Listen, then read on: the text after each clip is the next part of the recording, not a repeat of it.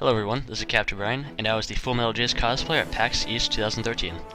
A lot of you have been asking me about how I created my cosplay, and so today I've decided to make a mini tutorial that will walk you through every step between getting the League of Legends files from the game and creating them out of paper. So first, you're going to need a program called Draft Manager, made by It's40. And so then, what you do is you download the program and open it up. It looks like this. You're going to right click, search all archives for a champion you want. For my example today, I will be using Pantheon. And then you search through all of the folders until you find his .dds file and his .skn file.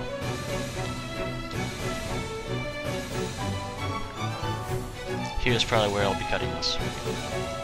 As soon as you find a file, you right click on it, click on dump, and choose somewhere on a computer to save it to.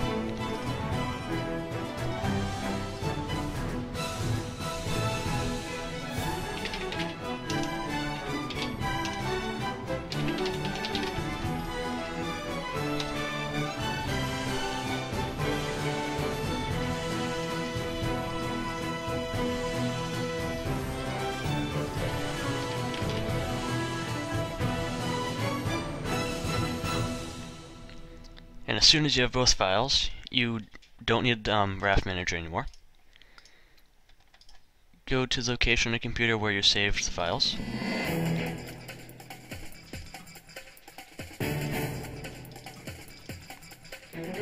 And now you're going to need another program called Riot Skin to OBJ.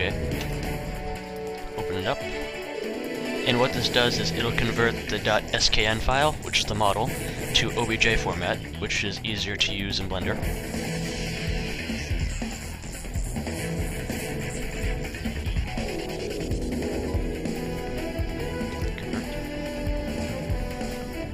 And then you're going to need another program. Just about any photo editing program will work to convert the DDS to BMP format.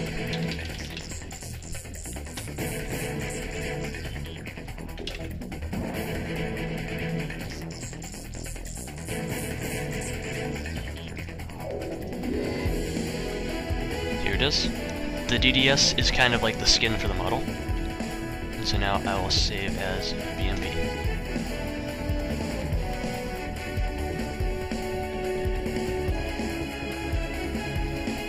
Alright, then we need Blender. Blender is the program that I use to edit my 3D models and get them ready for Papercraft. So first what I'll do is I'll import Pantheon.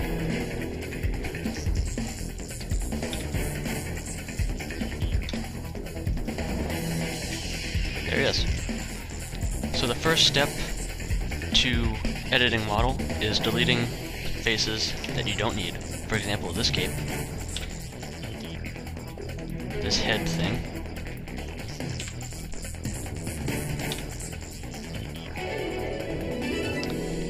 and there are a lot of them, but I'm not going to do everything right now because it takes hours and hours and hours. So first what I'll do is I'll select the spear.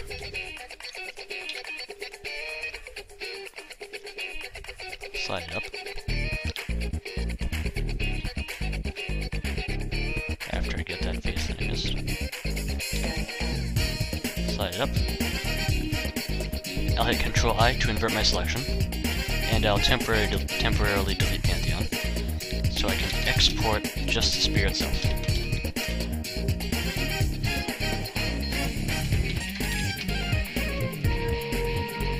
There you go. Now I'm going to Ctrl-Z and get Pantheon again. Invert selection again. This time I'll delete the spear, but I'll delete it for good, because now it's its own file and I'll edit it separately later. And I'll do the shield for now too. I don't care about doing Pantheon right now. So I'm going to select every part of the spear. Shield, I mean.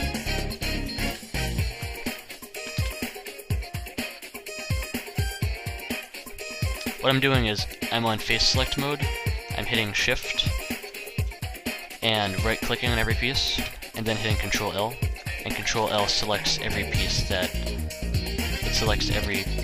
that's connected to your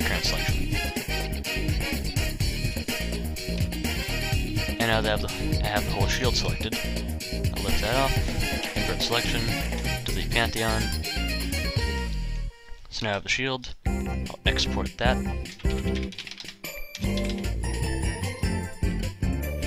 There you go. Now let's actually edit the shield.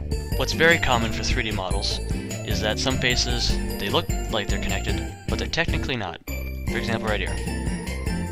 This isn't connected. You can pull it out and look right through it. This is connected, because when you move it around, all the faces move with it. Yeah, you're gonna want to connect everything, because if you don't connect them, Papercraft, the Papercraft program, will treat this as a few separate pieces, which would be very annoying to attach later on. If your plan involves building something in pieces and then combining it later, go ahead. But if not, you're going to want to combine them now to save yourself trouble later. To connect edges, you right-click on a vertice, drag it away, hold down Shift, right-click on the vertice you want it to connect to, hit Ctrl-V, click Merge, and then you merge them together. You repeat for every one.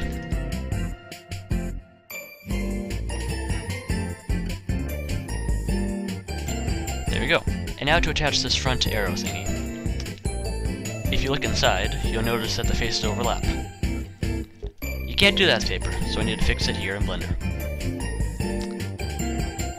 This is actually an easy fix, because I can do the same exact thing as before.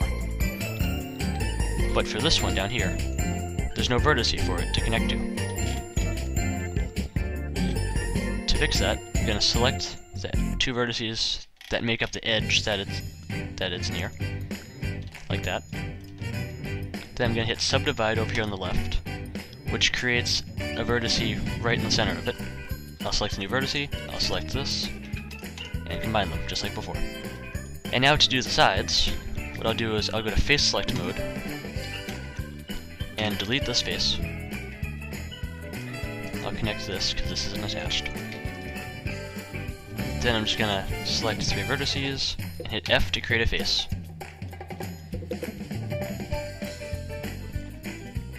The same goes for down here.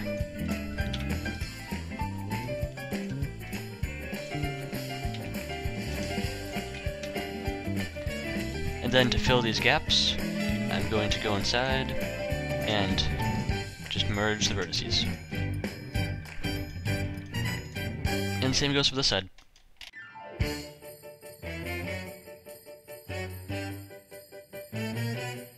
And there we go. Actually, this back handle isn't attached.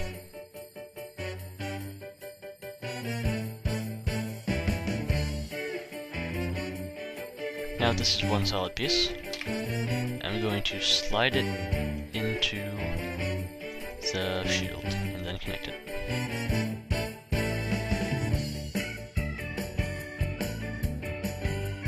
There we go. Now I'm just going to connect any other edges that just aren't connected.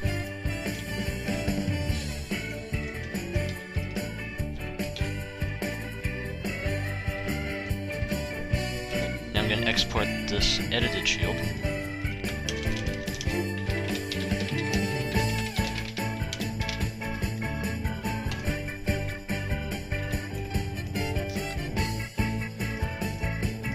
Now I'm going to open Papercraft. See, here's the shield. I'm going to hit the unfold button at the top. And here's the shield, unfolded. Going to go to texture settings, specify texture image, and select the DMP. There you have it. You'll notice that the texture looks all messed up here, because that's where I edited the model. Same goes for here. But for the Papercraft method, you're going to end up painting over it anyways, so it's not that big of a deal. What I do is I have a separate unedited version of every part with the texture on it, so I can use it as a painting reference. So now, what I do is change the scale. Because right now, this shield is 69 millimeters tall. I want my shield to be 2 feet. There we go. I'm gonna hit Show Edge ID, so that way every edge has a number on it, which will simplify life later. and I'm just going to split up the parts. And so, I'm gonna right click, join disjoint face, and just split up enough faces just so they fit on the paper. If possible, you're gonna want to leave faces connected so you don't have to do as much cutting and pasting.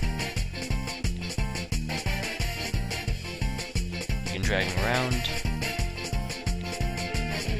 connect them.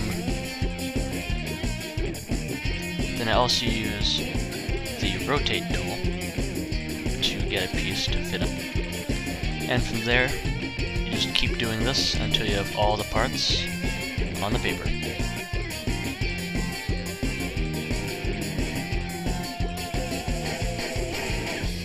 Usually I would spend more time conserving paper, but I'm not going to print the shield out. I recommend using 110-pound cardstock, and I would recommend that you print without texture. That way it's easier to look at while you build. I'll have links to all the programs in the description, and I'll also have a link to a vision board that I made that you could test out if you aren't sure of your paper crafting abilities. If you're still watching, thank you. This is my first tutorial, and hopefully I can get more tutorials out there someday.